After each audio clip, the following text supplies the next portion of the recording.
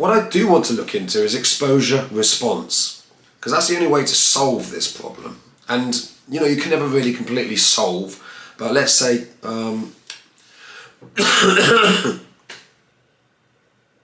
let's say that you can improve the OCD and its hold on your life and how it's controlling you and making you feel compelled to do those compulsions. Now, one thing I realised over the last week, and it was quite overwhelming, because I've been looking into Tourettes, Asperger's or high function autism as it's now called since 2013. They've changed the name of it just to make things more complicated. And all the other sorts of things that go on mental health wise, I've realised that if we're going to fix ourselves and look at ways, hello mate, he likes to play, that's what it is. So Gordon's doing his normal thing where he sucks my finger and bunny kicks me.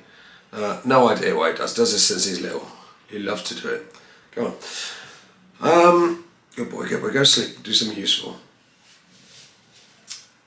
So one thing that's made me realise is that there's lots of different mental health issues, and as I've said before, they all bleed into each other to an extent. And what was quite overwhelming for me last week, or this past week that's gone, was the fact that I've been struggling with OCD, diagnosed with that. Now I'm diagnosed with it, and the high function autism. And I know I've got borderline diagnosis on Tourette's and other bits and pieces. So what I've realised is that if we are going to make, me and you, the other person on the other side of this lens, my friend, I'd like to call you, and I hope that we're going to work together to overcome this bully.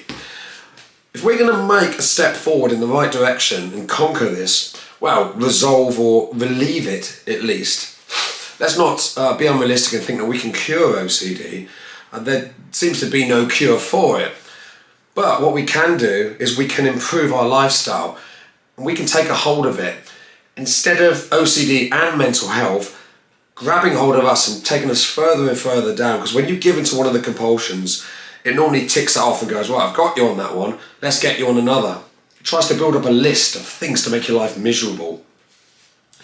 And I realised that if we're going to fight this, we need to understand it. We need to understand what is OCD, what is Tourette's, what is pure OCD, what's intrusive, all the different elements. Because I think an analogy I could probably think was that if you woke up and your kitchen floor is wet, you can dry it and clean the water up, and that's really like a patching up solution. And that's really what we're trying to do when we are, in a way, maybe it's what we're doing when we're doing our compulsions. We keep drying the floor and getting rid of the water. But we need to understand where the water's coming from. And with our compulsions and the things we do, whether we're twitching, whether we're blinking, whether we're shaking our shoulders or we're going back and checking a door handle, or we're asking for reassurance, we're insecure about something, or we need someone to say something to us several times, we need to work out where that is coming from, in the same way as you need to work out where that water is coming from in the kitchen. So is the water coming from a leak in the bathroom? Is the water coming from you've left the power off, the fridge defrosted? Is the water coming from there's a drip underneath the sink and it's seeping out underneath the kitchen cabinets? So with that analogy in place, I would say we need to understand Tourette's, understand OCD, understand the other various things, and I've gone into detail in my other videos on the definitions defined by doctors and professionals, so we can't make a mistake.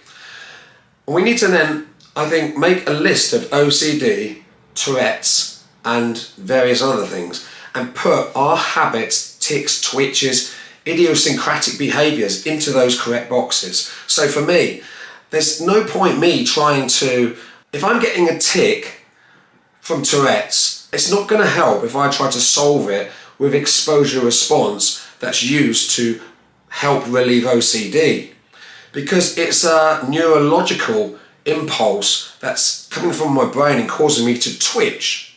Whereas OCD is actually your mind's maybe not completely thinking or functioning perfectly correctly, and you're needing reassurance. It's more habitual, so you're having to keep checking the door handle 5, 6, 7 times. So you're consciously doing that. It's very sort of like academic, whereas the other one's very spontaneous. So we need to be able to put things into different boxes. There's no point me trying to, if the kitchen floor's wet, there's no point me taking the sink all apart and trying to fix all that if it's coming from the fridge that I've left defrosted. So it's not the best analogy, but I've made it up and it seems to make some kind of sense in some ways. So what I'm going to do is I'm going to try and, basically, in the next videos, I'm going to try and make some kind of a graph, probably some paper on a wall, write Tourettes, and then write OCD. Let's take those two for example.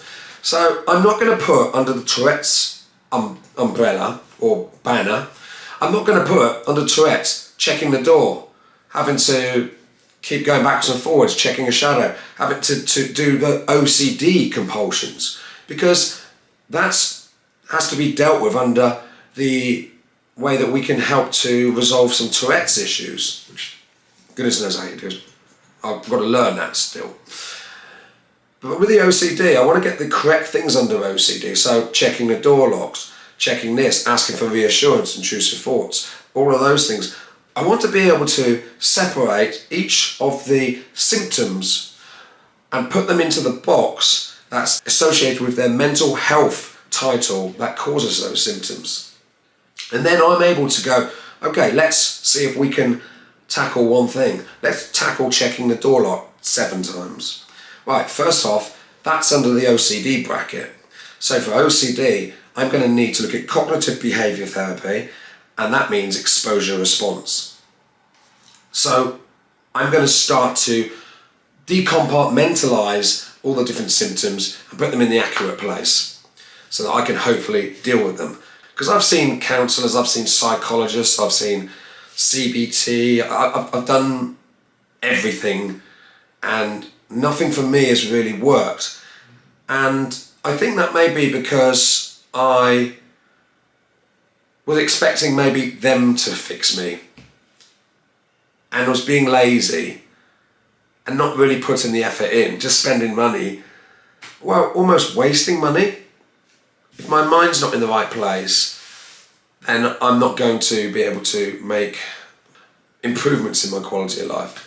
So I want us sort of think about those things and think about your habits, your tics, your problems, intrusive thoughts, whatever it is. And that way we can come together and let's try and pick one. Let's try and work on it. Now I'm going to make a list of these different things and I'm going to try very hard to overcome one. And the only thing I do know is we need to fully understand before we even go down this avenue is that this is going to be hard work and we are going to have to put some effort in. If you're not going to put any effort in, and I'm talking to myself, not just to you, if I'm not going to put any effort in, I'm not going to see any changes. And I really, really want to see some changes.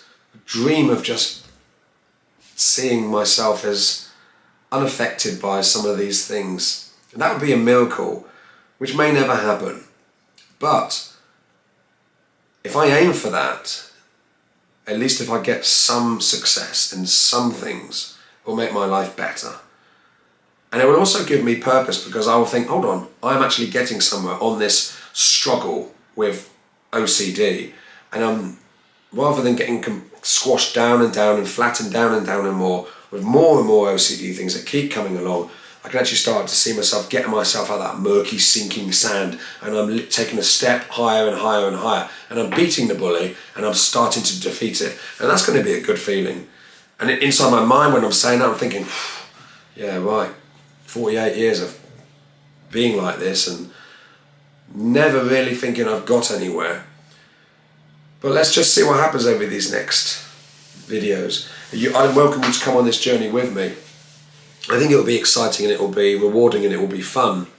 And if you don't want to come on the journey, just watch and see if I actually do make any progress. Because if after a week or two I've made no progress at all, I think you can fairly well guarantee I'm going to knock this on the head and crack on with everything else I've got to do.